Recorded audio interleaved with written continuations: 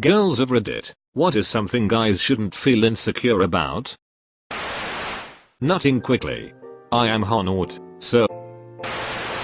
Appearing feminine over stupid things, like thinking a puppy is cute, wearing pink, or being generally friendly and smiley. Women like that stuff and get annoyed and exhausted by men who take masculinity too far. My husband told me yesterday he's less of a man because he got fired and can't provide for us. I'm providing for us just fine for right now.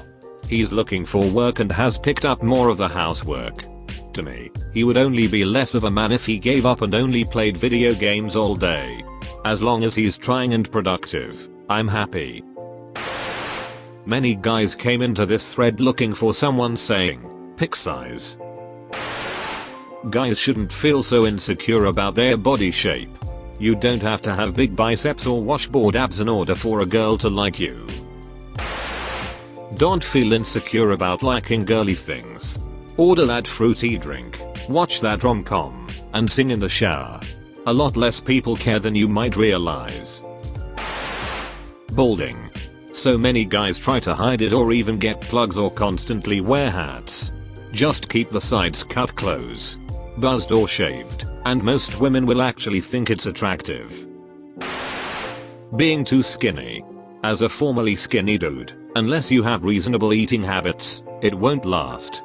Word of warning guys in your teens early 20s who are insecure about being skinny, if you can eat a ton and never gain weight, chances are you won't always be skinny. Then you'll have the opposite problem. Being vocal when they nut. I've seen so many guys just hold their breath and try to choke any sound that might come out of their throat when they nut, and it's just a little sad. Like, what are you afraid of? I wanna know you're having fun. I wanna know you enjoy what's happening. Be loud about it. Screw the neighbors. It's okay to not be the smartest person in the room. Admitting you don't understand a thing does not make you look weak. Blustering your way through makes you seem like an arrogant ass. Liking cats, especially kittens. Why do some guys get their boxes in a twist about cooing over animals that are objectively cute and lovable? Chill out and pet the damn cat. Singing. I love when I'm at a chill pizza joint and the cooks in the kitchen are singing. Doesn't even matter if they're not great singers. I love when people are happy enough to sing. Dudes should not worry so much that they can't solve a Rubik's Cube puzzle. Although it's mostly rare, a few chicks have dated guys who can't solve it. Their bum. I'm sitting here making a scrapbook, crying, balding, getting chubby, growing my moobs, possibly growing a beard. I'm 5 feet 2 inches, have a tiny pick, and I can't solve a Rubik's Cube to save my life. Ladies, get at me. Guys aren't there to protect and have a shoulder to cry on. They need love and affection as well as we women. It's totally okay to need a safe place now and then and just talk. You don't have to be emotionless. We don't need strong hands wrapped around us. We can hold hands and walk side by side. Your height and muscle weight is not as relevant as some toxic people may make you think it is. A lot of girls are saying not to worry about peen size and that how you use it is important. I agree to an extent and want to add something. Peen size does not immediately correspond with pleasure. Guys with a macro peen may not be able to penetrate us, but can still be great lovers orally or manually, etc. You also don't have to be a ex-god to make us come either. You can be the best at what you do, but if we aren't comfy because of insecurities, trauma, etc., it'll be pretty difficult for us to come. Anyone who can help us feel comfortable, free, and treasured during X has our vote. Understand that rhythm, tempo, and force are all different and don't have to be used all at once for X to be amazing. Because ouch. Just relax, have fun, be creative, and communicate with us as you're playing with us. X isn't just about the angel and coming. It's about connecting with another human being. Edit. For clarification purposes, when I say come I don't mean Emma or ejaculate. I mean the point of climax gas. Come is easier and sexier during pillow talk for me, so I just say come. I don't know if it's true or not, but I've heard a lot of guys are insecure, care a lot about their hair. One of my guy friends once told me that he spends a good 15 minutes in the morning styling it so it looks okay. Honestly, I don't really notice a guy's hair unless it's drastically different from everyone else.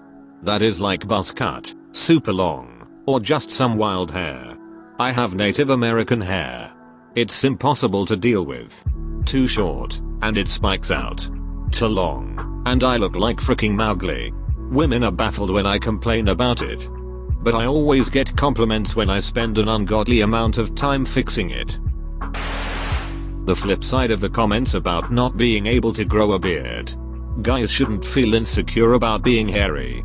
I love a hairy chest, and don't find a hairy back or shoulders to be a problem. Like most things listed here, yeah, you'll find women who won't like it, but if they are willing to write you off for something physical that is out of your control, they probably aren't the person for you. I will say, regardless of anything else, hygiene is important.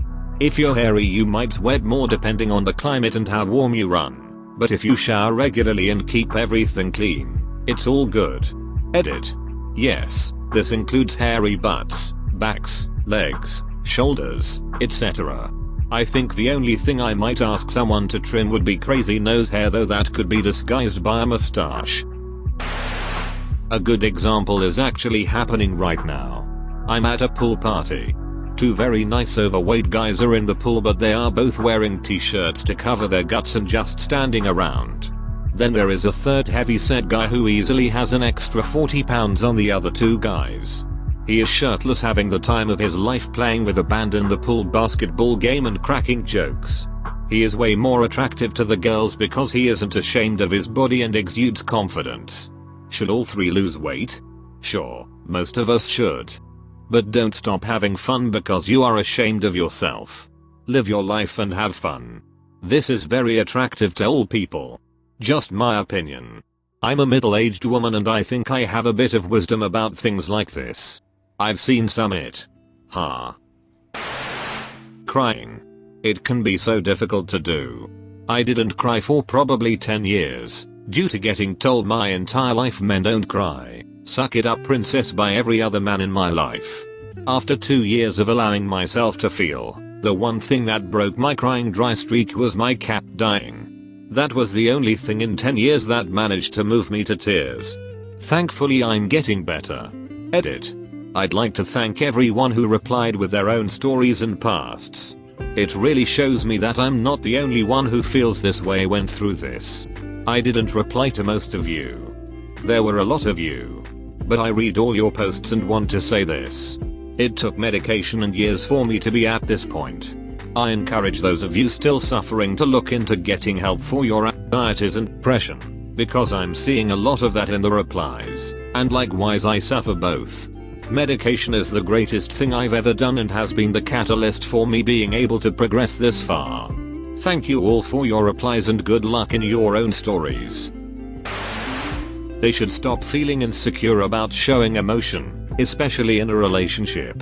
I know a lot of guys grew up being told that showing emotion was girly, but honestly when a guy's open about how he is feeling and doesn't suppress it, it makes everyone feel more secure.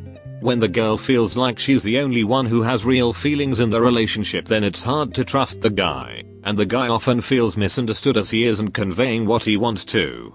Guys, please know it's okay to be emotional. You deserve to be honest with the people around you, and it makes relationships so much better for everyone involved. This is so true. My husband and I have been together for 7 years. Growing up, he was always told to grow a pair anytime he tried talking about his feelings, or showed any negative emotion that wasn't anger. When he and I first started dating, it almost ruined our relationship, but thankfully after moving out on his own he realized that it was a toxic behavior and has made incredible improvements. I've still only ever seen him cry maybe 5 times ever. 2 being when our children were born. But he's much better about communicating when he's sad or stressed, rather than holding in his feelings until he blows up. That's all for today's video. Hope you guys liked it. If you liked the video, subscribe. If you want to support the channel, the best thing you can do is simply watch the videos. But if you really want to see the channel thrive, subscribe, like, comment, add to favorites, add to playlist, and share with friends. Don't forget to follow me on Instagram at Reddit and Insta. Thank you guys so much, and I will see you with tomorrow's upload.